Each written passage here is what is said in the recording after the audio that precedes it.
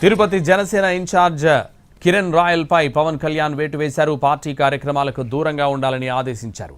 Kiran royal తనకు ₹1,20,00,000 ఇవ్వాలని అడిగితే బెదిరిస్తున్నారని ఓ మహిళ సెల్ఫీ వీడియో విడుదల చేసింది. మహిళను బెదిరిస్తూ మాట్లాడినట్టు చెప్తున్న ఆడియోలు బయటకొచ్చాయి. దీన్ని సీరియస్ గా తీసుకున్న పవన్ కళ్యాణ్ కిరణ్ రాయల్ పై వస్తున్న ఆరోపణల విషయంలో పూర్తి స్థాయిలో పరిశీలించాలని కాన్ఫ్లిక్ట్ కమిటీకి సూచించారు. పార్టీ ఆదేశాలు వచ్చే వరకు జనసేన పార్టీ కార్యక్రమాలకు కిరణ్ రాయల్ దూరంగా ఉంచాలని నిర్ణయించారు.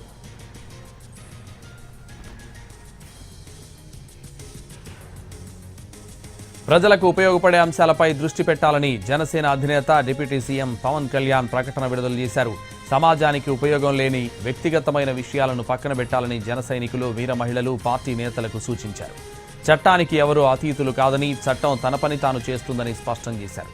2013లో తీసుకున్న డబ్బు తిరిగి ఇచ్చేశానని, మార్ఫింగ్ వీడియోలతో మహిళతో కలిసి వైసీపీ నేతలు కుట్రలు చేస్తున్నారంటూ తిరుపతి పోలీసులకు కిరణ్ రాయల్ ఫిర్యాదు చేశారు.